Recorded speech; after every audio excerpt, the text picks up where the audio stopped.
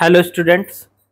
तो बच्चों, motion in plane के क्वेश्चन जो चल रहे थे हमारे एनसीईआरटी वाले, उनको आगे बढ़ाते हैं। क्वेश्चन नंबर 20 पे हम आ गए हैं। क्वेश्चन में क्या क्या बोला है जरा ध्यान से समझते जाएंगे। इन्होंने कहा है for any arbitrary motion in space. किसी भी आर्बिट्रेरी मोशन, आर्बिट्रेरी मोशन का मतलब होता है कोई भी मोशन जिसमें एक्सेलरेशन हो ना हो, यूनिफॉर्म स्पीड हो, यूनिफॉर्म एक्सेलरेशन हो, वेरिएबल एक्सेलरेशन हो, कोई भी मोशन ले लो। तो किसी भी मोशन के लिए which of the following relations are true, इनमें से ये चार आपको रिलेशन दिए हुए हैं ए बी सी डी और ई, इनमें से कौन सा रिलेशन ट्रू है।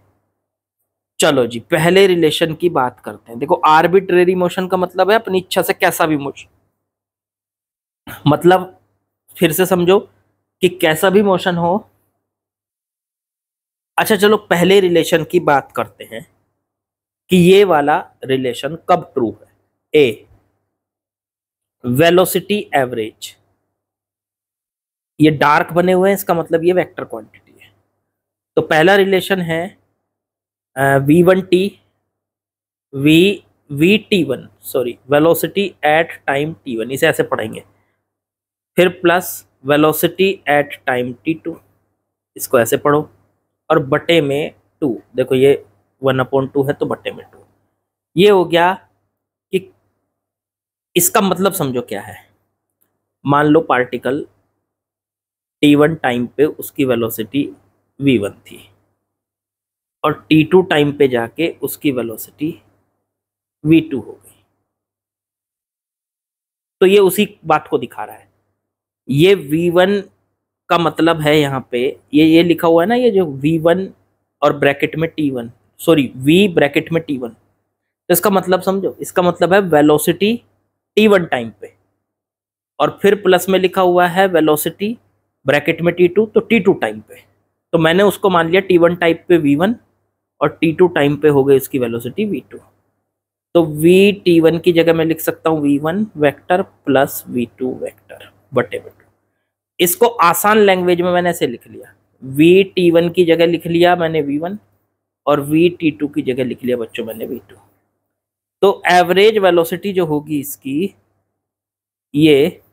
ये उसकी शुरुआत में वेलोसिटी v1 और बाद में वेलोसिटी v2 और बटे में 2 होगी। ये है उसकी एवरेज वेलोसिटी t1 टाइम से लेके t2 के बीच में, क्योंकि उसने लास्ट में यही दिया है कि एवरेज वेलोसिटी है t1 से t2 के बीच में। तो t1 टाइम से लेके t2 टाइम के बीच में। अब यहां से सोचने की जरूरत है हमको कि t1 टाइम पे वेलोसिटी मिली हुई है v1, t2 टाइम पे वेलोसिटी है मिली हुई v2। अगर मैं उनका एवरेज निकालूं तो एवरेज कैसे निकालेंगे, v1 और v2 को ऐड कर दो, बटे में 2 कर दो। क्या ये बात सही है किसी भी मोशन के लिए? तो नहीं, ये हर एक मोशन के लिए सही नहीं है, ये सिर्फ एक मोशन के लिए सही है। कौन से?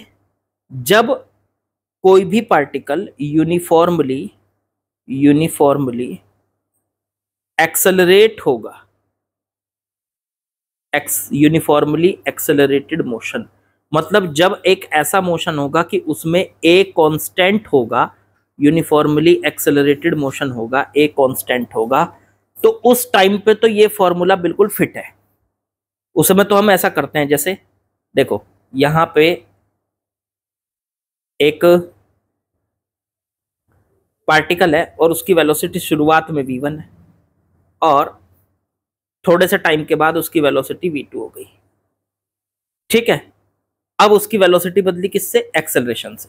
अगर एक्सेलरेशन कांस्टेंट है तो हम उसकी एवरेज वेलोसिटी निकाल सकते हैं, v एवरेज v1 वेक्टर शुरुआत वाली वेलोसिटी प्लस v2 वेक्टर बाद वाली वेलोसिटी बटे में 2। तो ये फॉर्मूला केवल और केवल तभी लगता है जब एक्सेलरेशन कांस्टेंट हो। लेकिन अगर एक्सेलरेशन कांस्टेंट नहीं है तो फिर आप इस फॉर्मूले को नहीं लगा सकते। अगर एक्सेलरेशन वेरिएबल है तब ये फॉर्मूला बच्चों नहीं लग पाएगा। तो इसीलिए हम पहला जो स्टेटमेंट कहेंगे या पहला जो रिलेशन कहेंगे वो हर जगह ट्रू नहीं मानेंगे। अब इसने क्या पूछा था इसने कहा था for any arbitrary motion in space, कोई भी मोशन हो ऐसा रिलेशन बताओ इन सब में से ढूंढ के जो सबके लिए ट्रू है। अब पहला रिलेशन देखो, सिर्फ ए जब कांस्टेंट होगा उसके लिए तो ट्रू है, ए जब कांस्टेंट होगा, बाकी के लिए नहीं है, तो इसलिए हमारा आंसर पहला तो हो नहीं सकता, क्योंकि पहला सिर्फ एक्सेलरेशन कांस्टेंट होगा, सब बस उसी के लिए ट्रू है। तो पहले वाला ट्रू है, लेकिन कब? True for acceleration equals to constant, और बाकी के लिए वो ट्रू नहीं है बच्चों। चलो दूसरा पढ़ो अब, सेकंड नंबर। सेकंड नंबर को अगर पढ़े तो इसमें वी एवरेज की वैल्यू दे रखी RT2, आर टी टू का मतलब है T2 टाइम पे उसकी पोजीशन, और RT1 का मतलब है T1 टाइम पे उसकी पोजीशन, और बटे में T2 माइनस T1। तो अब वेलोसिटी एवरेज का फॉर्मूला जो उन्होंने दिया है, ये दिया है R वेक्टर ब्रैकेट में T2 minus R vector bracket में T1 और बटे में T2 माइनस T1। मीनिंग समझना जरा इसका। RT2 का मतलब है पार्टिकल मान लीजिए T1 टाइम पे R1 वेक्टर पे था, मतलब ये उसकी पोजीशन है, R1 वेक्टर क्या है? उसकी पोजीशन, और T2 टाइम पे ये R2 वेक्टर पे पहुंच गया, T2 टाइम पे। तो अब V एवरेज क्या हम इस फॉर्मूले से निकाल सकते हैं? इसको मीनिंग समझो। अच्छा, एवरेज वेलोसिटी का फॉर्मूला क्या होता है? आप अपने हिसाब से सोच के बताओ। एवरेज वेलोसिटी का फॉर्मूला होता है सर टोटल डिस्प्लेसमेंट बटे में टोटल टाइम। टोटल डिस्प्लेसमेंट का मतलब देखो, वो R1 से चला R2 पे पहुंचा, तो उसका R1 से R2 के बीच में यहाँ पे ये जो डिस्प्लेसमेंट वेक्टर बना, वो बना हमेशा, ये डिस्प्लेसमेंट वेक्टर है, इसका टोटल डिस्प्लेसमेंट है डी और बटे में टाइम लगा उसको मान लीजिए T। तो ये डिस्प्लेसमेंट वेक्टर कैसे निकालोगे? कैसे निकालते हैं डिस्प्लेसमेंट वेक्टर? वो हमेशा निकालते हैं कुछ ऐसे। डिस्प्लेसमेंट वेक्टर हो गया फाइनल पोजीशन, फाइनल माइनस में इनिशियल, तो डी वेक्टर निकल के आ गया फाइनल और माइनस में इनिशियल। डी वेक्टर बराबर फाइनल पोजीशन तो है R2 माइनस इनिशियल पोजीशन है बच्चों R1, ये आ गया डी वेक्टर। ये आ गई एवरेज वेलोसिटी का displacement vector R2 minus R1 बटे टोटल टाइम। अब देखो T1 से चला T2 पे पहुंचा, तो कितना टाइम लगा उसको T1 से T2 तक जाने में? तो यहां से यहां तक का टाइम होगा final time minus initial time, मतलब T2 माइनस T1 उसका टाइम। क्योंकि देखो, अगर वो मान लो T बराबर 10 सेकंड से चला होगा और 15 सेकंड पे पहुंचा होगा, तो 10 से चला 15 पे पहुंचा, तो उसने कितना टाइम लगाया? सिर्फ 5 सेकंड। कैसे? फाइनल 15 और माइनस इनिशियल 10, तो 15 माइनस 10 मतलब 5 सेकंड लगे उसको। तो वही टाइम निकाल लिया हमने, फाइनल टाइम T2 और minus initial time T1, T2 minus T1। ये वी एवरेज का फॉर्मूला आ गया। अब ये वी एवरेज का फॉर्मूला चाहे कोई सा भी टाइप का मोशन हो, हर मोशन पे ये वी एवरेज का फॉर्मूला लगेगा। अब यही तो दिया है इन्होंने बी में, देखो देखो देखो, ये जो वी एवरेज का फॉर्मूला है, जो इन्होंने स्टेटमेंट 2 दिया है, मतलब बी स्टेटमेंट जो दिया है, देखो यही तो लिखा है इन्होंने यहाँ पे स्टेटमेंट बी में। तो स्टेटमेंट बी में ये लिखा है देखो, तो इसका मतलब ये स्टेटमेंट हर एक मोशन के लिए ट्रू है। तो ये वी एवरेज का जो फॉर्मूला है ये ट्रू है फॉर एवरी मोशन, तो यहां पे भी लिख दो इसको, बी वाला ट्रू है फॉर एवरी मोशन। एवरी का मतलब हो गया आर्बिट्रेरी मोशन, कोई सा भी मोशन हो, एवरी मोशन। तो इसका मतलब ये हमारे लिए सही आंसर है। भाई पहले वाला ट्रू था केवल जब ए एक्सेलरेशन कांस्टेंट हो, लेकिन ये ट्रू कब है? हर एक मोशन पे ट्रू है, इसलिए ऑप्शन बी, मतलब ये जो स्टेटमेंट बी है, ये हमारे लिए करेक्ट है। चलो अगला स्टेटमेंट पढ़ो अब। सी में दिया है VT V0 AT, लिख लूं पहले मैं इसको। यहाँ सी में दिया है बच्चों V vector at time t, फिर V वेलोसिटी एट टाइम 0 और plus A vector into t। अरे ये तो बड़ी आसान सी बात हो गई ना। टी बराबर 0 टाइम पे जो वेलोसिटी होती है उसको क्या बोलते हैं हम, यू, इनिशियल वेलोसिटी। और टी टाइम पे पहुंचने के बाद उसकी जो वेलोसिटी होती है वो होती है वी एट टाइम टी। तो टी बराबर 0 टाइम पर जो वेलोसिटी है वही तो है, देखो ये वी जीरो का क्या मतलब है, वी के ब्रैकेट में जीरो, इसका मतलब है वेलोसिटी जब टाइम 0 है, तो ये तो हो गई यू। ओके, ये क्या है, वेलोसिटी जब टाइम टी है, तो ये हो गई आपकी वेलोसिटी v और प्लस ए टी एक्सेलरेशन। तो देखो वेक्टर भी लगा लो चाहे इन पे, वेक्टर लगा लो एक्सेलरेशन। ये क्या बन गया, अरे सर ये तो एक्सेलरेशन वो उसकी मोशन की इक्वेशन है, मोशंस फर्स्ट इक्वेशन, ये मोशन की पहली इक्वेशन है, ये मोशन की पहली इक्वेशन है, ये मोशन की पहली इक्वेशन है बच्चों।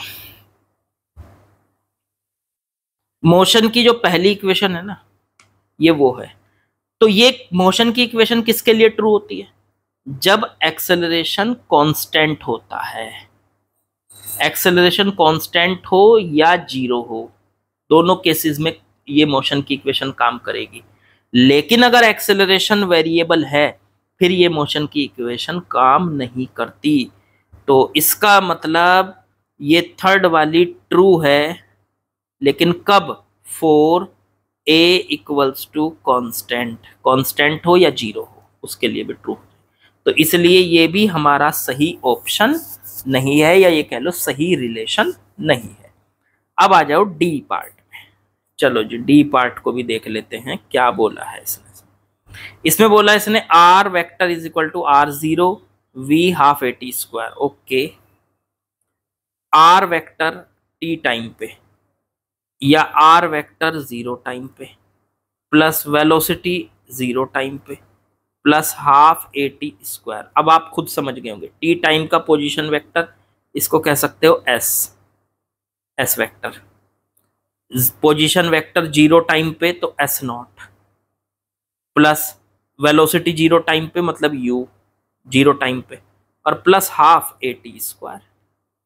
ये आ गया आपके पास। अब ये तो सेकंड इक्वेशन होती है, ये सेकंड इक्वेशन होती है, हमने पढ़ी है।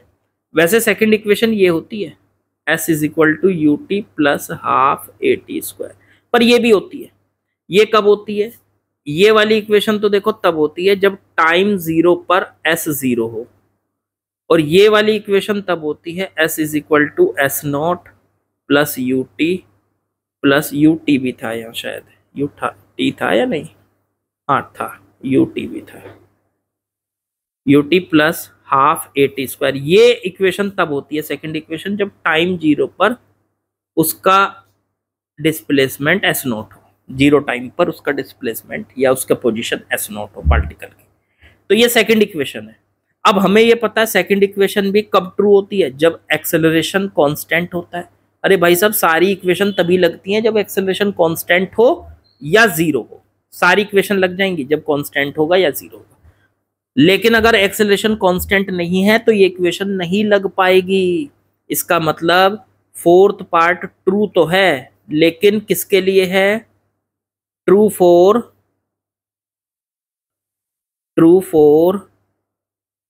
एक्सेलरेशन इक्वल्स टू कांस्टेंट या 0 या कांस्टेंट के लिए ये ट्रू है।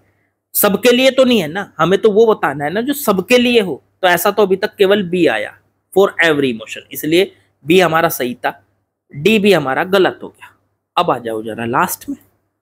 तो लास्ट वाला फॉर्मूला है ए एवरेज बराबर V T two minus V T one बटे T two minus T one.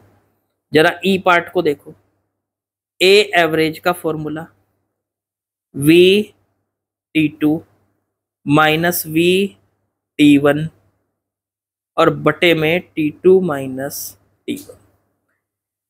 अब देखो एवरेज एक्सेलरेशन का ये फॉर्मूला कहां लगेगा कहां नहीं लगेगा, या हर जगह लग जाएगा, वो देखते हैं। तो भाई साहब एवरेज एक्सेलरेशन का हमारे पास फॉर्मूला होता है नेट टोटल वेलोसिटी या चेंज इन वेलोसिटी लिखो, टोटल चेंज इन वेलोसिटी और बटे में total time. Total change in velocity तो हो गया v2 माइनस v1 और बटे टोटल टाइम हो गया डेल्टा टी। अब एक बात तो बताओ, ये vt2 का मतलब ही क्या है? वेलोसिटी t2 टाइम पे। अरे तो ये तो v2 ही तो हो गई, और ये वेलोसिटी t1 टाइम पे ये हो गई v1। ठीक है, तो हम यहाँ पे v2 माइनस vt2 की जगह v2 लिख सकते हैं और vt1 की जगह v1 लिख सकते हैं, और बटे में डेल्टा टी की जगह या t2 माइनस t1 की जगह डेल्टा टी लिख सकते हैं। ये जो t2 माइनस t1 है ना, इसकी जगह हम डेल्टा टी लिख सकते हैं। तो इसका मतलब तो ये जो लिखा हुआ है ना, ए एवरेज बराबर v t2 minus v t1 और बटे में t2 माइनस t1, तो ये क्या है? vt2 का मतलब तो है t2 टाइम पे वेलोसिटी, और vt1 का मतलब है t1 टाइम पे वेलोसिटी, और बटे में t2 माइनस t1 का मतलब है डेल्टा टी। अरे भाई साहब, यही तो एवरेज एक्सेलरेशन का फॉर्मूला है, चाहे मोशन कोई भी हो। एवरेज एक्सेलरेशन का फॉर्मूला तो यही रहता है, टोटल चेंज इन वेलोसिटी बटे में टोटल टाइम। तो ये वाला फॉर्मूला भी हर एक मोशन के लिए ट्रू है। तो अब आप यहां से लिखोगे this formula true for every motion, हर एक मोशन के लिए ये ट्रू है। तो इन सारे के सारे रिलेशन में से बी और ई ऐसे रिलेशन हैं जो आर्बिट्रेरी मोशन के लिए, हर एक मोशन के लिए है।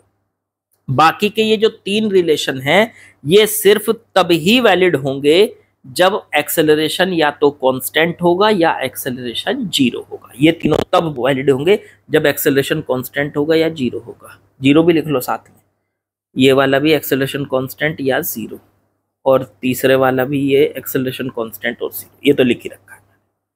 तो अपने आप में अच्छा सवाल था, आपको पूरी तरीके से इसने खोल के सारी बातें मैंने आपको बताने की कोशिश की है, एक एक कॉन्सेप्ट को बढ़िया से समझाने की कोशिश की है। चलिए बच्चों, कल मिलते हैं नेक्स्ट वीडियो के साथ। Okay, like share subscribe comment करना ना भूले, अपने दोस्तों के साथ शेयर करना ना भूले। ठीक है, प्रैक्टिस करते रहिए और सफलता अपने आप मिल जाएगी, उसकी टेंशन ना लें। चलिए कल मिलते हैं।